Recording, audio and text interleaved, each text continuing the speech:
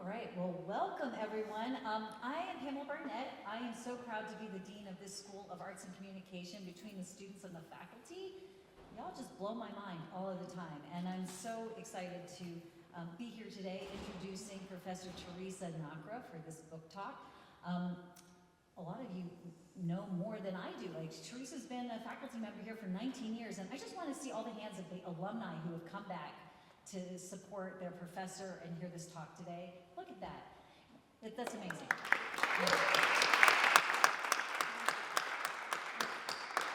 Yeah, we say it all the time, right? That this is something that's special about TCNJ, the strong faculty-student relationships, and it seems like maybe a thing to say, but like this is evidence of it, right? It is so real, and it speaks so well to TCNJ and also to Professor Nakra. So you may know that she is the chair for the Department of Design and Creative Technology, but she's a joint appointment, right? So she is professor of music as well as design and creative technology. She really developed the music tech area here at TCNJ, and that means developing a suite of courses. It means developing an interdisciplinary minor in music technology, and we also have weekly open studio hours in the AIM recording studio. She is the advisor for Girls Who Code and also AMPT. I love that. That's the best acronym on campus, right? The Association for Music Production and Discussion. And we are here to celebrate her book, Constructing Music, Musical Explorations in Creative Coding. This was officially released on February 6th by Oxford University Press, and you should know, right? This is one of the most prestigious academic presses in the world. We are so honored that one of our faculty members is releasing a book with this press. I do want to tell you, you can get this book. So we have book sales, and I think, are they in the lobby? They are in the lobby, yeah. So that there's a cash only, you can buy a book right now as you exit for $34.95, cash only. Or you could do a credit card sale if you're willing to go pick up from the bookstore in Campus Town like after 4 p.m. today. So you can get your own copy. I just learned that the cover art is from a 2020 graduate of TCNJ, Everett Wynn. Everett Wynn. So love that kind of collaboration with our students. So I told you that this book is it's being published by one of the most important academic presses in the world. I also want to share that those blurbs you get on the back, right? This book has been blurbed by really the top people in the fields, academics and leaders in the fields of music technology. So Iran Agozi, he's the co-founder of Harmonix. They're the creators of Guitar Hero and Rock Band, which you all know well. Also a professor of practice in music technology at MIT, had this to say: Nakra presents a wonderful conception that the building blocks of music theory and computational thinking can be and should be learned in tandem. And then Mary Kimura, who is professor of music at University of California, Irvine, says some of today's top conservatory students are also coders and competent programmers without any qualms about digital media, embracing science and technology with ease. We are overdue for such a book as Constructing Music, catching up to today's music making and beyond. In this book, Teresa M. Nakra ushers in the exciting new era of more technology-inclusive pedagogy. And the last blurb is by Thomas Dolby. Thomas Dolby is the author of The Speed of Sound, Breaking the Barriers Between Music and Technology. And this is really more for my generation than the students' generation, but he's also the creator of the 80s hit single, She Blinded Me with Science. And Thomas Dolby will be here on April 1st, thanks to Professor Nakra, so I hope you will come out for that amazing talk.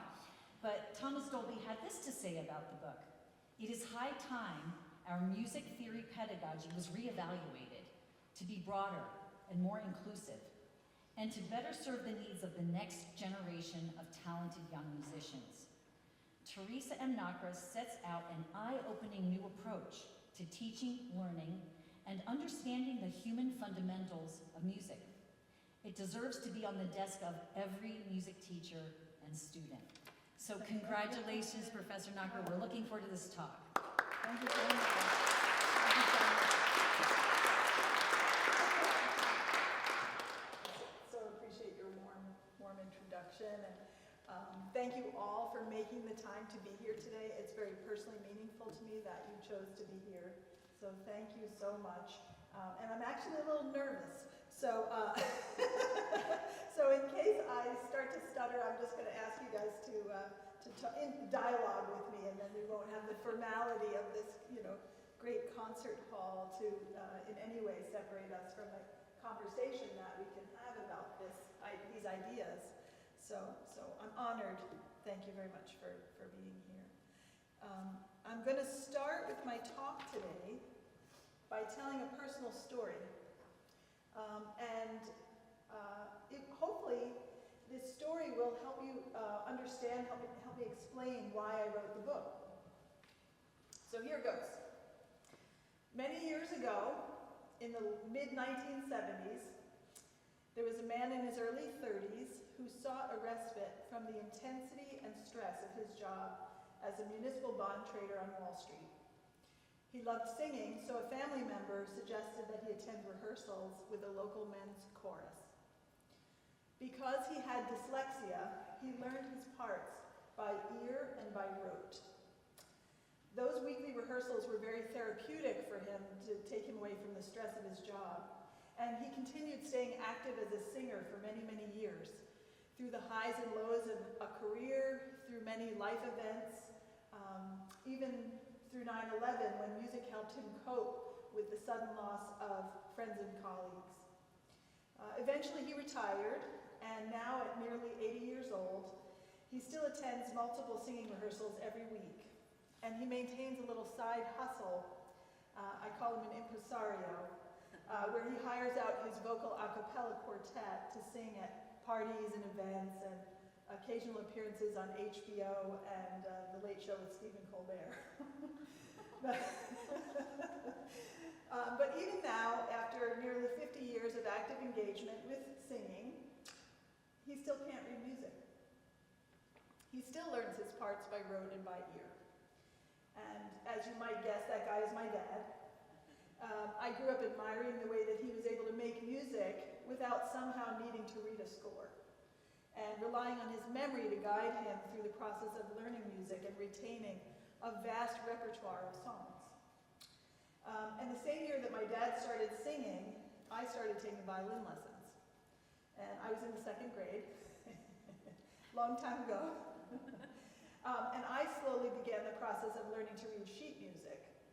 I gradually progressed through the classical repertoire, taking lessons, performing in school orchestras, youth orchestras, summer camps, eventually traveling to New York City every week for New York Youth Symphony and pre-college programs in music. And later I majored in music at college because that was what I loved to do. I loved to perform in orchestras. Eventually I started learning to conduct and started several of my own groups, served as the music director for a few opera productions, etc. So all of these activities in my development required music notation. Music notation was essential for the kinds of music that I wanted to do. And I couldn't have done any of those things if I couldn't read sheet music. So both my dad and I were deeply shaped by our musical experiences, but in very, very different ways. We both derived health and wellness benefits from deeply engaging with musical activities. But it sort of set up a question in my mind that I've lived with for a long time. And so I'm going to pose that question to you all. Whose experience of music was more valid? And whose should be encouraged? Mine or my dad's? And I'm going to let you sit on that for a minute. Maybe you can. And maybe I've made a false distinction. Have you been on Stephen Colbert? I have not, no.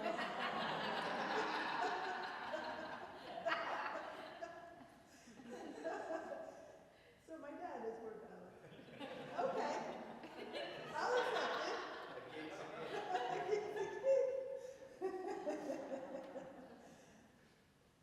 John. They're equally as valid. They're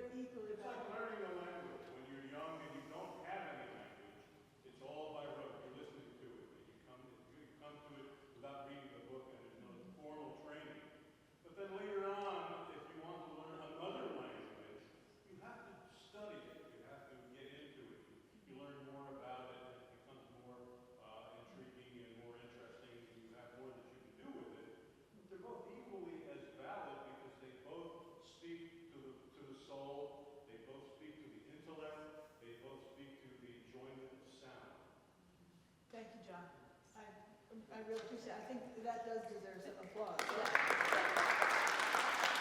Thank you. Yeah, and thank you for your answer, because I agree with you. You know, I think my path was a particular path, and my dad's path was a particular path. And I'll just go on to just say that, you know, I've sometimes been a little bit bothered by a sort of sense of hierarchy, right, in this, that notation somehow earned some privilege. You know, my father's very embodied, intuitive, common sense approach to music, you know, seems sometimes to me to be more closely connected to the deeper underlying reason for why we do music in the first place. You know, he is not encumbered by the abstractness of a notation system. He communes directly with sound. And the musical status and privilege that afforded by the ability to read a score does have many benefits, right? But they don't always help us. Sometimes the score can be a barrier to connecting to the deep musical underlying meaning and emotion. Sometimes I've had to learn how to break through the confines of the 5-line staff to get to deeper shades of interpretive meaning in a score. So the score can be a barrier to direct experience. It can keep you in your mind instead of in your heart sometimes. And, you know, my dad is just one example, right? So there are many, many, many different people who engage with music across a wide swath of genres, you know, cultures, traditions. They may not use notation, but nonetheless they share that direct connection with sound. Perhaps they grew up performing popular music, singing in church, making beats on their laptops, or participating in a musical culture that comes from an oral tradition. And they might not have had the benefit of music teachers and lessons in school like I did growing up, right? So this book was written for those people, to help them understand how music works and how it works on us without the barriers of the notation system as a prerequisite. And as John indicated, I think rightfully so, eventually some of these musicians will want to continue to study and to deepen their knowledge, and it would be good for them to continue learning different things, including notation. So that's the personal story that kind of launched this ship. And so I'm going to try and kind of give a sense of you know, some of the other influences, and then show you some of the examples. And I'm very pleased that some of the students who've worked on these examples are here today, so that's really exciting. So just to sort of explain how I got from playing violin to coding, I had the opportunity, I did my undergrad degree in music, and at the end of that time, my conducting teacher said, well, you know, I was thinking of going to conducting grad school, and he said, well, you know, there's this really interesting thing going on at MIT these days. They're doing this stuff with, you know, hand gestures and music, and so he said, we might as well just like check that out. So I was very, very lucky to get to go to MIT, and the funny part was I really didn't have any technical skills at all. I was a classically trained musician. But what I did have was the skills as a performer that were needed for a particular project at that time. So in any case, not to belabor it, but so these are the kinds of things that on the screen here were some of the things that I was doing nearly 30 years ago at MIT, creating gestural interfaces for classical musicians. The one in the upper right is a digital baton. It's a sensor baton. And actually, I can play just a few seconds of a clip of me performing with it. Sorry, it's a little loud.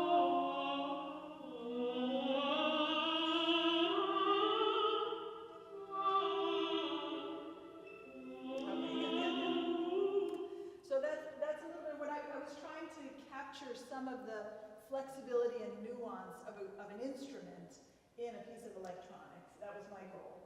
And I was lucky to get a patent on it, and eventually Nintendo referenced that project in their Wii patent, so that was pretty cool. So that's a little bit of kind of where I was headed, but I think the main point to talk about there is that I couldn't have done any of that without learning to code, and that's what I had to develop in my 20s, and it was not easy to learn coding in my 20s, so as a grad student, picking up coding was a big challenge for me. So that was one influence. Another experience that shaped my thinking was getting the chance to work on the Trenton Makes Music project with my colleague, Professor Kim Pearson, and with Sarah Dash. And, coming to terms with the importance of music in community pride and investment was a very important insight that I gained from that project. Our goal was to coalesce the community of Trenton, New Jersey around its rich cultural legacy and encourage reinvestment, local pride, and socioeconomic development through the telling of stories about musical engagement in the community. And so that started to get my thinking moving in a new direction around the power of the recording studio.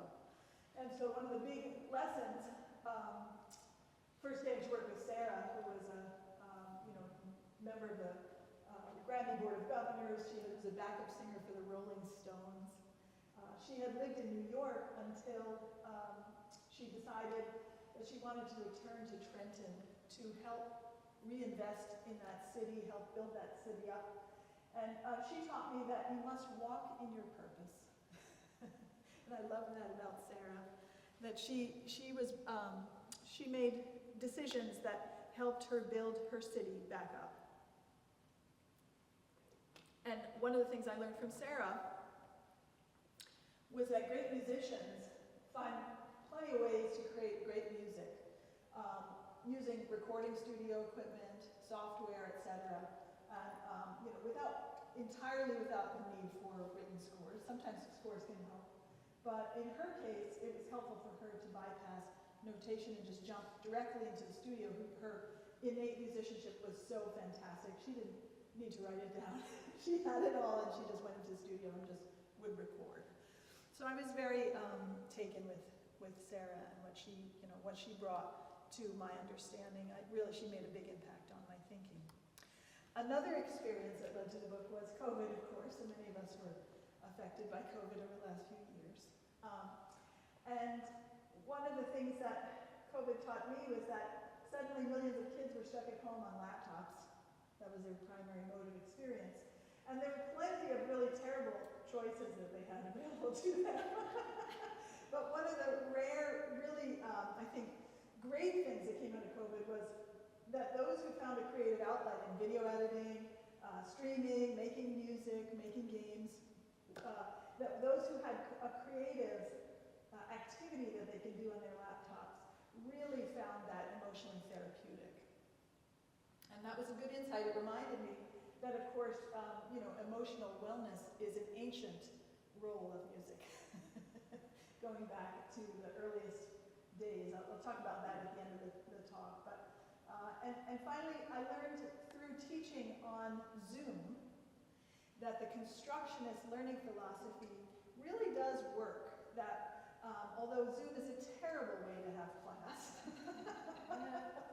nonetheless, if the student on the other side of the screen has a project that's fun to engage in, and an open-ended interdisciplinary project where they can explore and experiment and try out new things, not necessarily to remember and sort of write down things on, but rather to do something with their hands.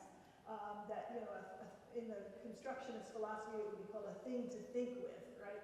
If you have a creative project that gives you joy and excitement and intrinsic motivation, that really, really was a helpful thing during COVID. So those are the influences that led me to this book, and that is Ed Quinn's project on the cover. And I started writing it in July of 2020, right during COVID. And I really was writing it at that time for the students who I saw who were creating music on their laptops and were doing that in little corners here and in their bedrooms, and didn't necessarily understand the tradition or the theory or the history of music making, and were just doing it because that was what they could do during COVID, and that was what they wanted to do. So this really started from that. And a lot of people would say, well, gosh, music theory is hard enough.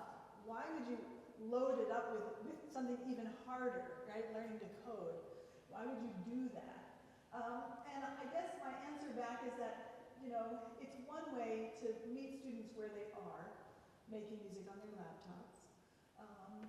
And coding, once you get enough facility with it, allows you to simulate interactively and experiment with the structures that you're working with, yeah? So you can kind of play around with the variables and try things out.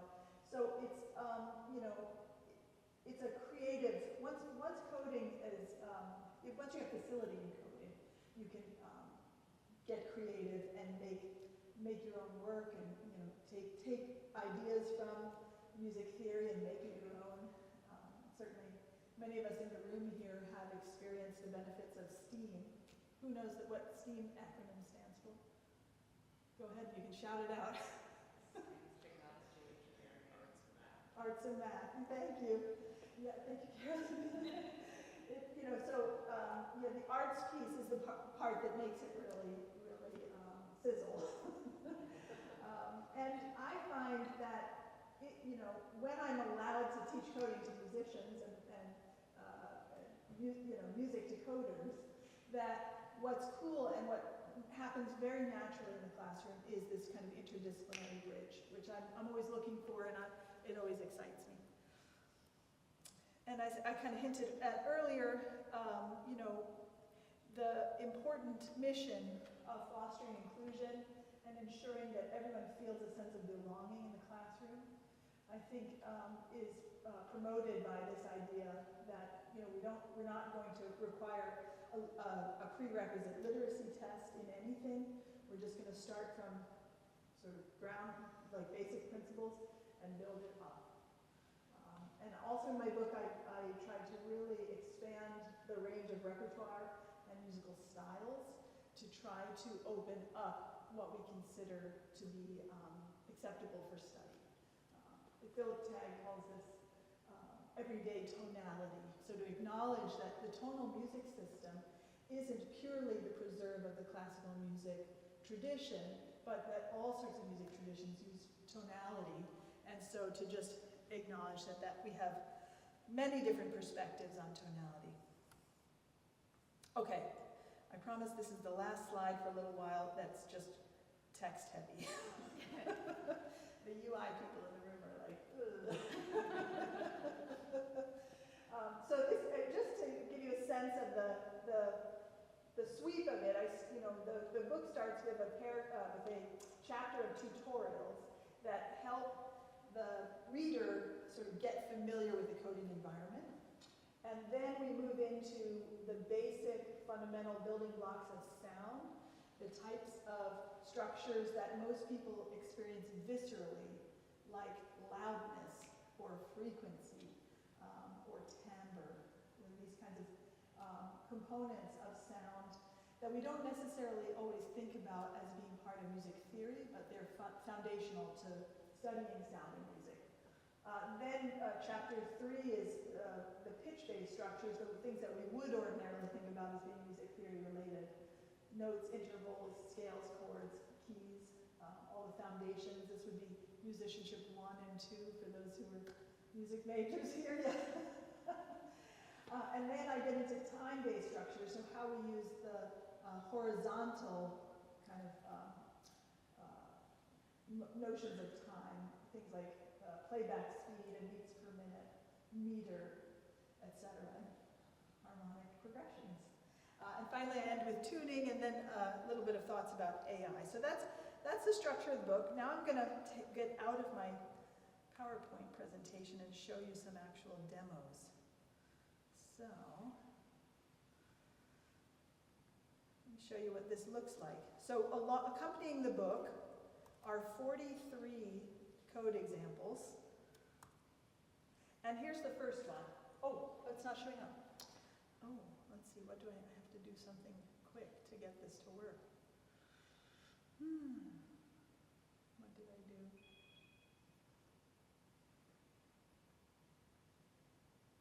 Uh-oh. Let me try one more thing. have to gather my windows, right?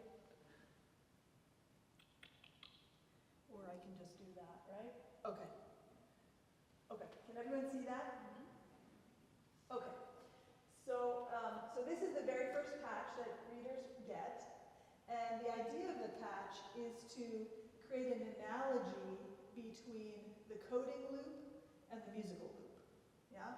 So one of the very first techniques that an introductory programming class might get to is the loop, a for loop or a while loop. And this is a loop in the coding environment that I use in the book. It's called Max. And it's a graphical, as you can see, it's a graphical programming environment. Let's see if I can actually make this. So what you should see, here's my, okay, there I go. So the idea here is that you have these nodes in this loop, and basically each one of them sends a trigger. And the trigger, it goes to a delay line, a pipe object, which slows it down by a certain number of milliseconds. And those milliseconds are the interbeat distance that separates all the nodes in the chain, right? And so this loop has a particular timing. So if I click on any of these nodes, can you see that there are these little blue flashes that circle around and around and around? Great. And so you can see that, like a row of dominoes, one taps the next one, taps the next one, and kind of the message circles around the chain. This lesson goes along with a piece of music that was designed specifically, this was designed specifically to match this piece of music, so I'll start that playing. And I have to time it just right. Let's see, where's my mouse? Here we go.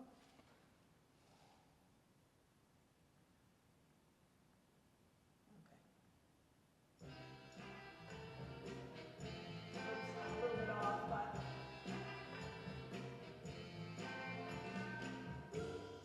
there we go.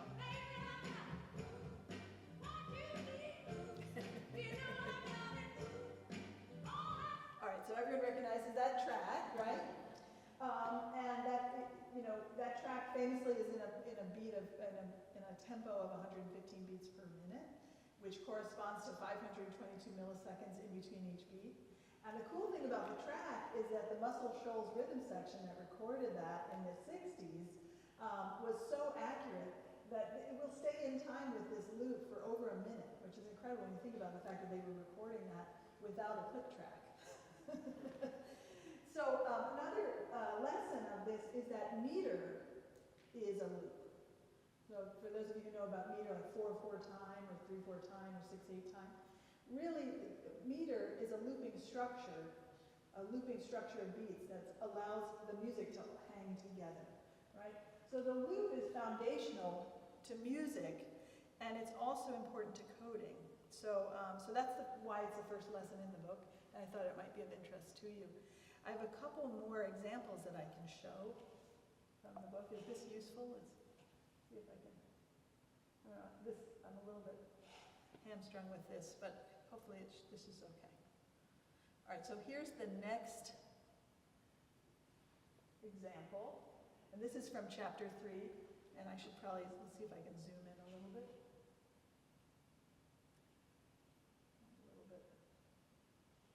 There we are. Okay, so you can see a little bit about this. Now, what is this? This is teaching intervals. Now, for those of you who've taken musicianship, even if it's many years ago, what is an interval? A musical interval. Anyone willing to? The distance between two pitches. Excellent job. You've remembered. Wonderful. So this is attempting to teach musical intervals as if they were Lego bricks.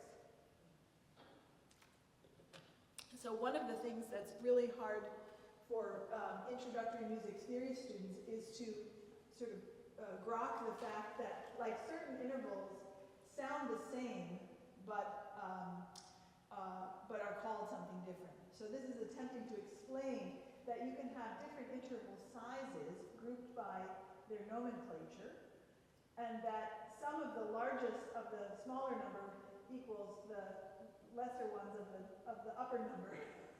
So for example, you see augmented second. Are you able to read that? Is that large enough?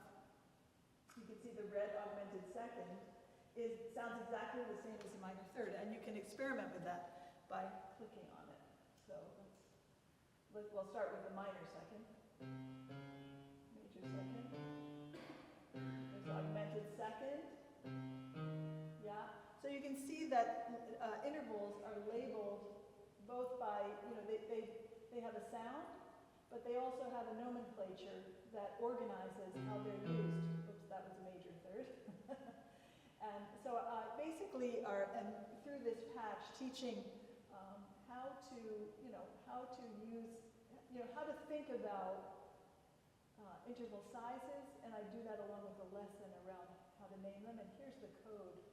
Let's see if I can zoom it out just a little. I'm a little bit struggling with this. Oops, I'm going in the wrong direction here. There we go.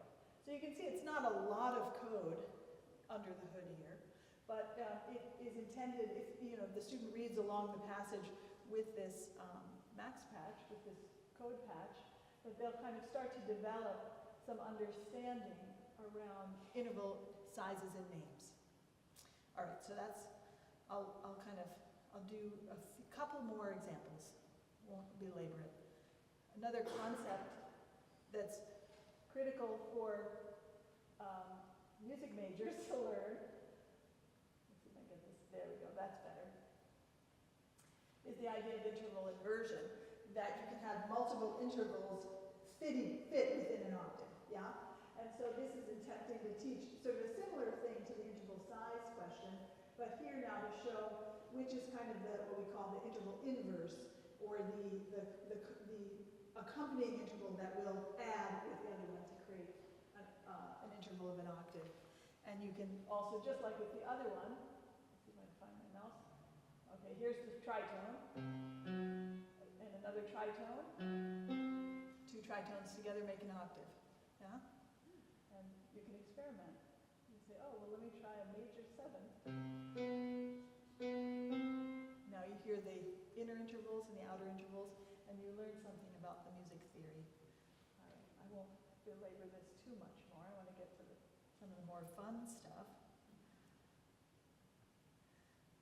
In chapter 4, we talk about playback speed. And this is one topic that we don't always cover in music theory, but I think it can be really important to understand it. So here, let me show you how this works. The idea here is that you can start an audio file, and you can play it at its original tempo, and then if you want to hear that file faster or slower, you just simply move the slider. And those of us involved in digital audio, this is a sort of a normal thing to do, but not everybody does it. And it can have really interesting musical implications. So let me show you what I mean. I'll start the track playing here with the green button. Oops. And my sound is over here, but that's okay. Can you all hear it? Sort of? Okay. And now, I can make it faster.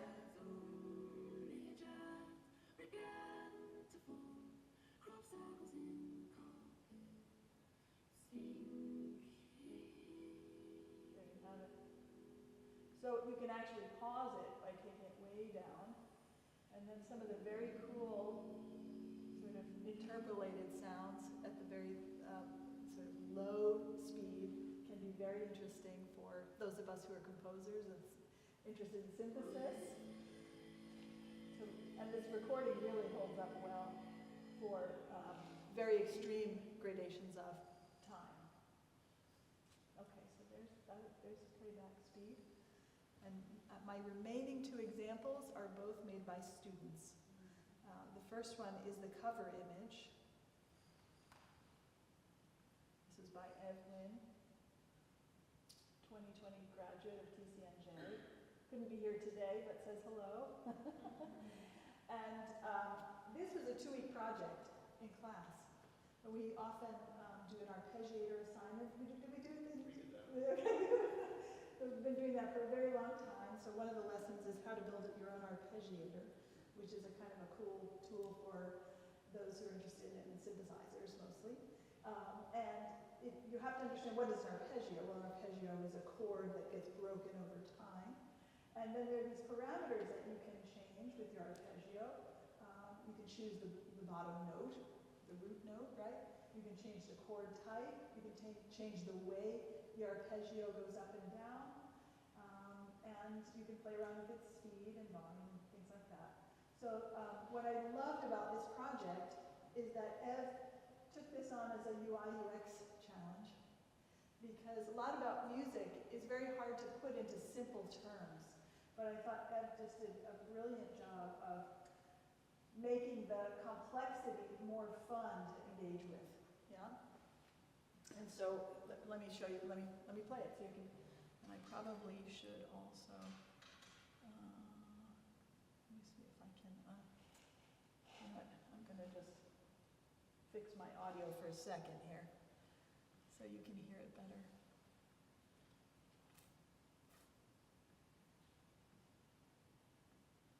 Okay, I think this should work now. Can you read the text in the back of the room? Is it okay? Sort of legible? Thank you, Anne. Okay, so I'll start it up. And I can change the root note.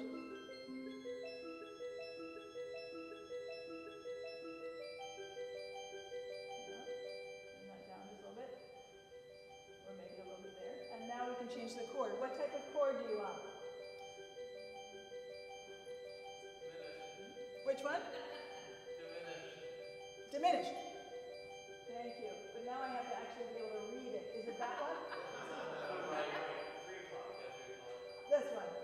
Right into, okay. Yeah. And is this a dominant? I can't read it at all. There, it is dominant. And now we can change the directionality.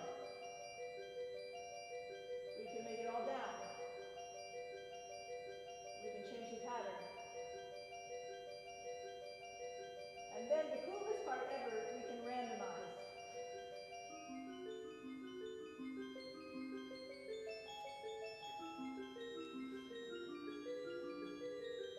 And this will just keep going forever. Which I just love about it. You get the idea. Okay, we'll stop. And just so you can see what's under the hood, it's a lot, actually. It's a lot of code. Oops, I'm zooming in the wrong direction here. There. So you can see this is sort of the structure that powers the arpeggiator. So not terrible amount of code, but it's still complicated, and it was done very compactly. Compactness and efficiency is a high value both in a graphical user interface as well as in traditional code, right? So this idea of compactness, I think, comes through in this design. And my very last example is from Tom Paskanka, class of 2015, who is here today. So this is Tom's example. And Tom's sibling is also, Tom's brother is also in the room. Also a TCNJ student. Amazing. Amazing. So here, oops, and I keep forgetting I have a screen issue. So there you can see Tom's project. And I'm just going to resize it so it's more visible in the back of the room. Oops, I keep doing that. Oh, I keep doing that too. Yeah, too big. Sorry, guys. There. I think that should, no, I still don't have it quite right. Sorry about this. Almost good enough. Shoot. There. Okay. Sorry, Tom. I should have practiced this demo here. So, Tom, would you like to talk about it? Go ahead. I do versus speech. So this was a 2-week project in the spring of 2015. And I think it was early in the semester. We talked about it at one point. I think it came up as a proposal for something else. For something else. Yeah, it was kind of a sort of a right, another kind of 2-week sort of toss-off project. But, so Tom, who we had worked together in musicianship 1 and 2, I think, back then, and you came to me and you said, well, we learned about this thing called, harmonic progressions in the textbook, and we went and looked at the textbook, and the textbook said, well, more than half the time the dominant chord progresses to the tonic, and then there are all these rules about, well, when can the 3 progress to the 4 and the 6 progress to whatever, and so there's kind of a heuristic that was given to us in our music theory textbook, and your question was, could we just take that heuristic and just put it in a max patch and just simulate it and see if it actually works? And I said, that's a good idea. So this was your project. And so the idea is click on a button at the top and get a random progression that fits the rules of tonal harmony. And you also label, so down below, as the chords progress, you tell us what chord is currently playing, and then eventually when it stops, what type of cadence was that? So let's see if we can, let's watch this. Tonic, dominant, 4, 1. What type of cadence? Plagal.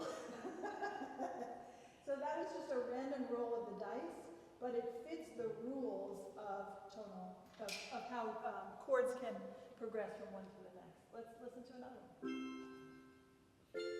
4, 5, 6, 2, 5, 1. Yeah? Perfectly acceptable, reasonable harmonic progression. Here's another one. 6, 4, 1. Whoa, that was a little unusual. But acceptable. And let's roll one more dice, right? And then we'll look at under them. 5. Ooh, 7. Leading tone. Leading tone. Imperfect authentic cadence. So let me show you a little bit about what's under the hood with that. Really, the main thing that Tom had to do to solve this problem, and it's changed a little bit, right? We've changed it up a little bit. You see these different, where it says 2, 3, 4. These are distributions. Under each chord is some code that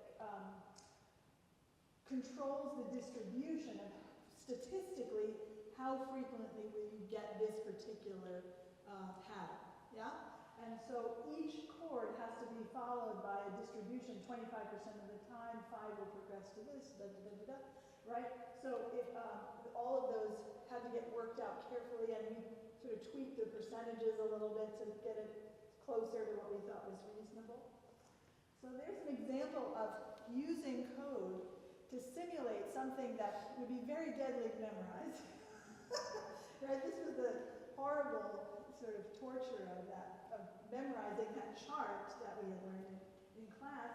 And this way you can just kind of code it up and try it out, and thereby get a sense for how it works. And the simulation and experimentation is kind of fun. Yeah. So congratulations to Tom for getting this work in the book. Who knew that a 2-week homework would end up in a book? Yeah.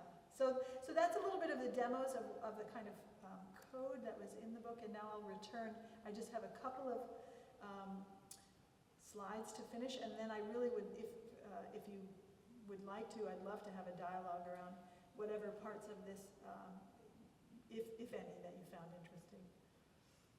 So I'll just go back to here. Okay. So I'll see, what is the value of this kind of work? Once you can code, and if you already have the musical skills and can combine those two things together, some very powerful, synthetic, interdisciplinary things can happen. And I'm looking at people who've done many of those kinds of projects. It's very exciting. And here's one that I picked. This was a quartet of singers. This was also 2015, wasn't it? Yes. And these singers were already excellent vocalists. And they wanted to perform a 12-part motet. And their thinking was, well, there's only 4 of us. How are we going to do that? And so they used a max patch and some hardware to basically, each one of them sang a line, and then each of their hands controlled another two voices.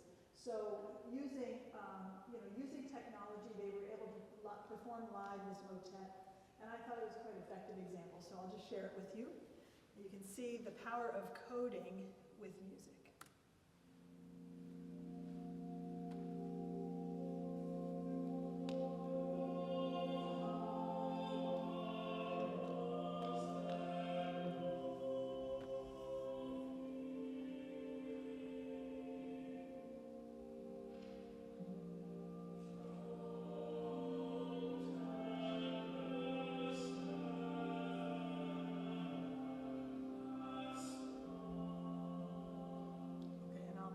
Stop it there in the interest of time.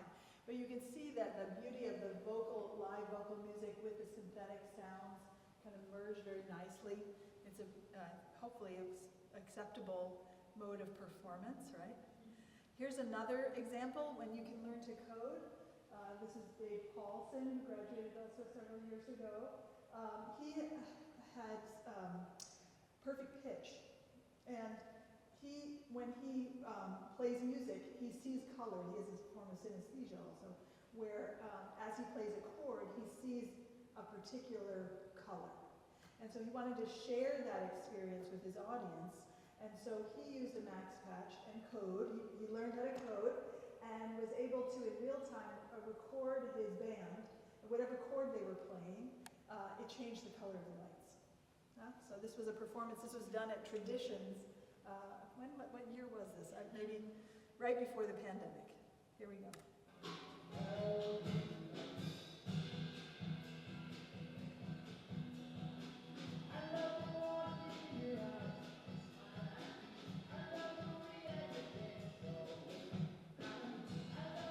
Get the idea. Again, I'll just keep it short, just so you can see that that the code itself can take care of the analysis. So that then the color mapping can happen without the musicians needing to deal with it. It just automatically ran in the background. And here's another musical project. I call this the best ab workout ever. With Valcoons. And all of his textbooks covered with foil, so they became conductive sensors.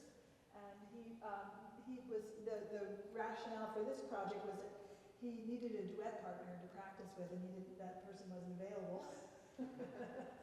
So he played French horn, and his feet, like foot pedals on an organ, played the second part.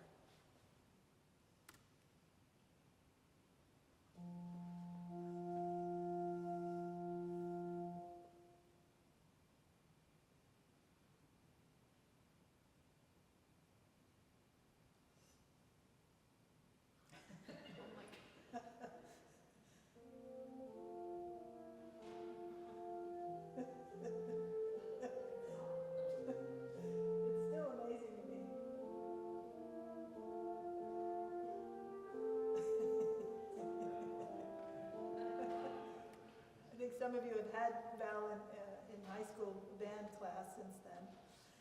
So there's a little sense of what is possible, again with coding, right, that you can create your duet partner. And I'll play one more quick example. This is from a project that I did with Andrea Salgin, I think, who may be here. There you are. And Chris Alt, who's also here, and Jennifer Wong. This was an NSF-funded project that we did more than 10 years ago. But our students were able to code up the software to help run robots that conducted our college orchestra. So here's just, again, a tiny clip of what that was like. You can see one of our robots.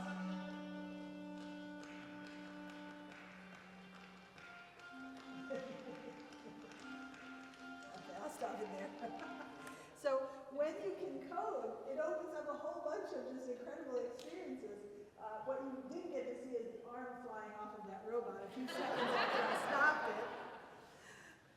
All right, and so here's my last content slide for the talk, which is really, what does all this mean? Like, why are we doing this? What is this about? And I'll just say that for me, music derives some of its power because it, in a way, well, first of all, it's ancient.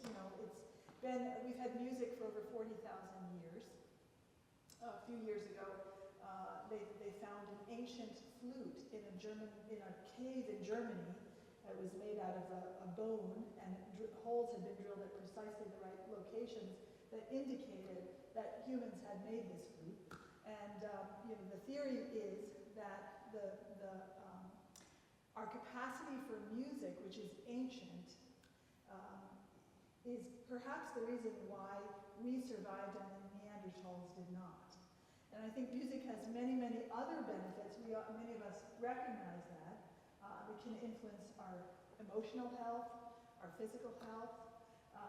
It can certainly give us some creative momentum to get through the day. And my theory is that before computing, music served as a kind of a platform for the simulation and imitation and evaluation of thoughts and emotions. And what I mean by that is that music allowed us to kind of listen to the way other people think.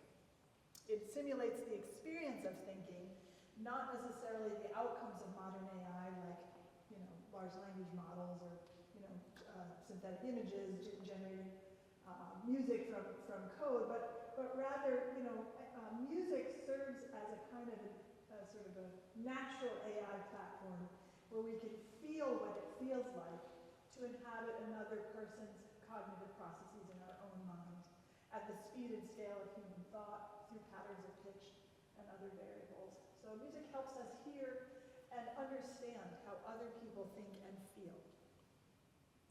So I'll leave it there. I look forward to our conversations once the talk is over. I'd like to especially thank some of the faculty colleagues who I've worked with for many years, who have been really important in conversations and working out all of this material. I also would not have been able to write this book without the amazing students at TCNJ. So I'm so thrilled that many of you are here today. Really, it just warms my heart. And I'd like to especially thank Rachel, Rachel Lickenberg, who is now over setting up the reception, and also Dean Barnett. Thank you for your support, and the whole ArtsCom team for your extraordinary support of our programs. So thank you very much for coming today. I hope it was interesting, and I look forward to our conversation.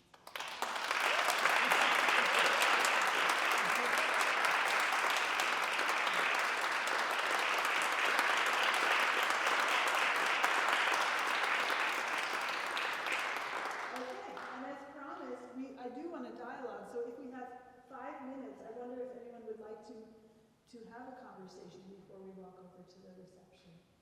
Does anyone have anything they'd like to ask or comment on? We have microphones.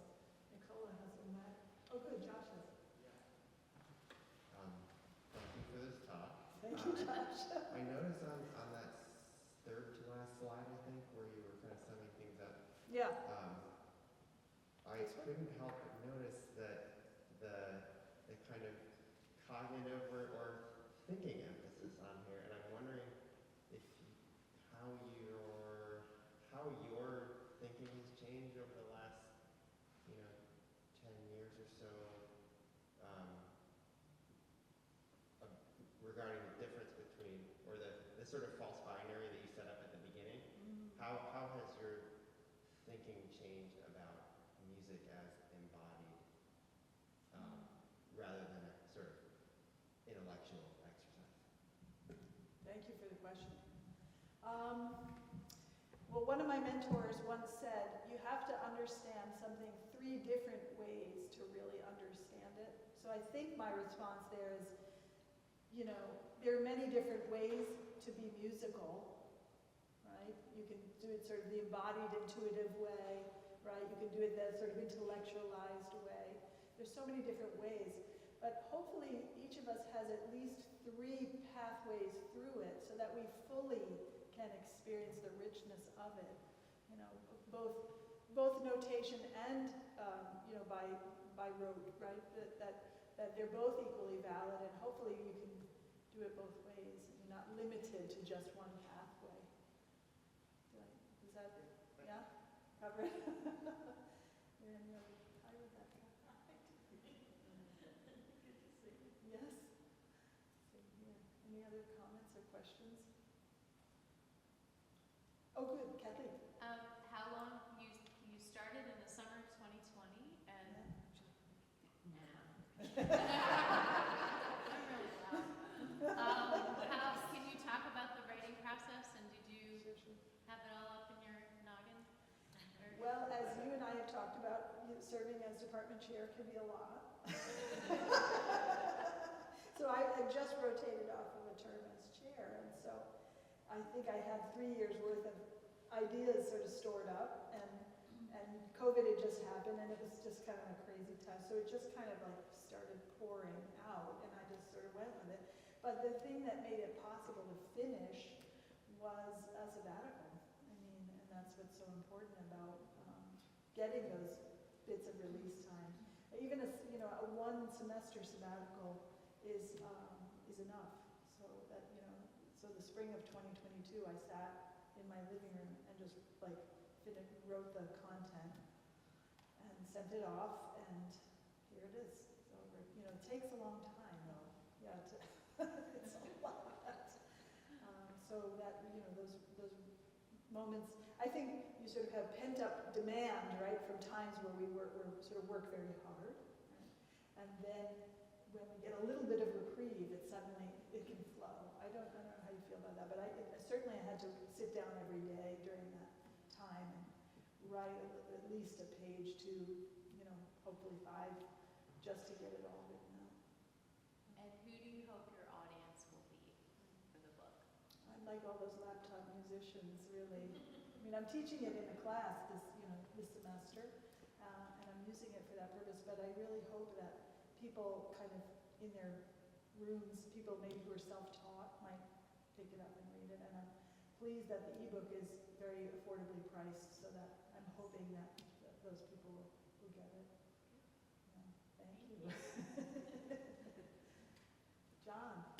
Well, many of the examples that we have here are pieces that are purely mechanical, that are taking place. I mean, it's an exercise in coding. Yeah. The usefulness of having a robot conduct an orchestra is very minimal. But the value of knowing how to code, I think, is important. Do you plan, for instance, to take this to the next step and write another book on showing how to use all of these techniques into creating something like a piece of music? I mean, that's really where I see the usefulness of this beautiful coding that you've been working with. Because right now it's, okay, I know how to code, but now where are you going to go with it? Right. So I think that's your next book. Are you planning to do that? Thank you. I think that's a great idea.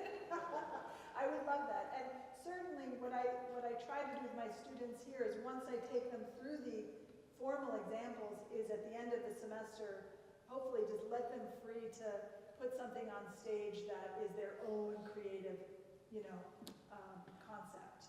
So I do try to embed that in the course that I teach.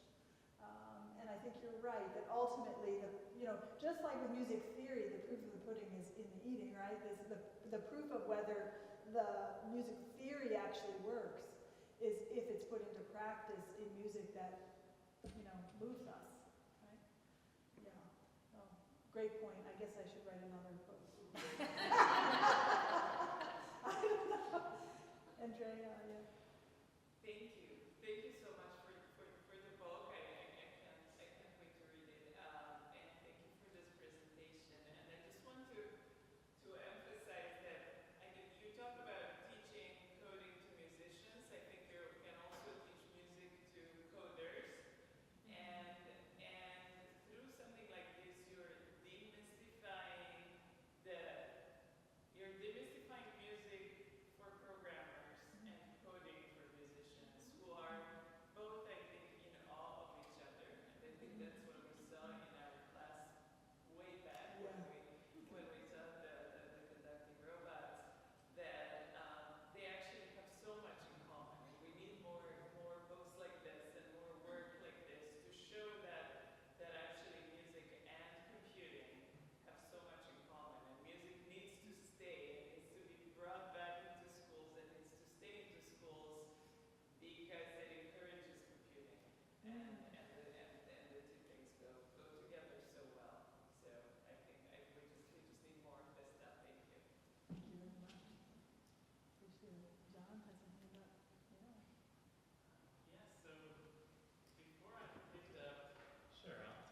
Okay.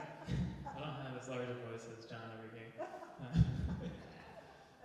So before I picked up playing the harp and like learning classical music, I was a huge computer nerd. I was very much into like cryptography and web design and HTML, et cetera, et cetera, et cetera. Yep.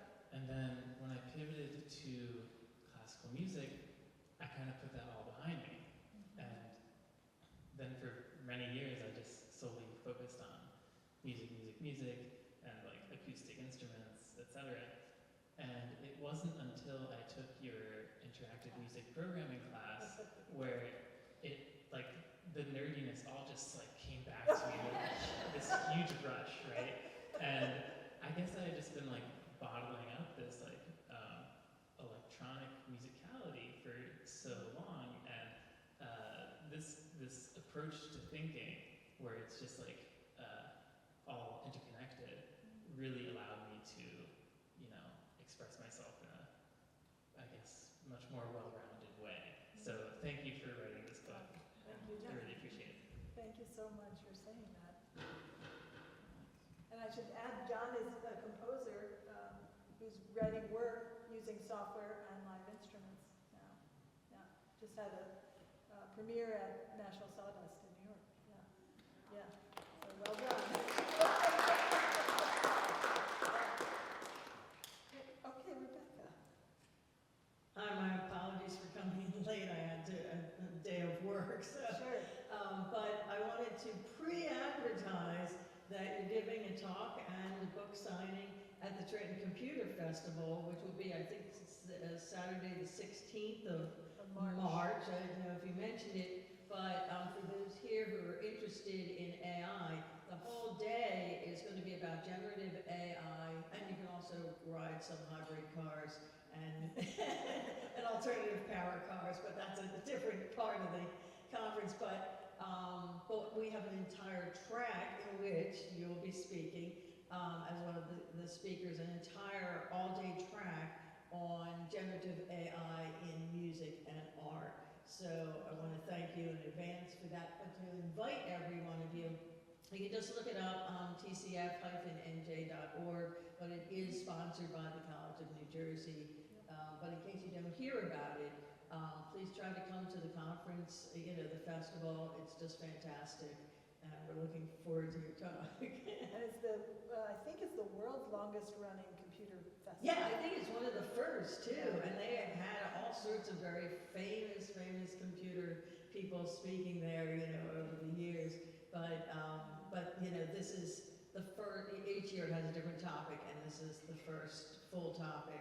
They've had some speakers on AI, generative AI, but this is the full conference having that as its theme.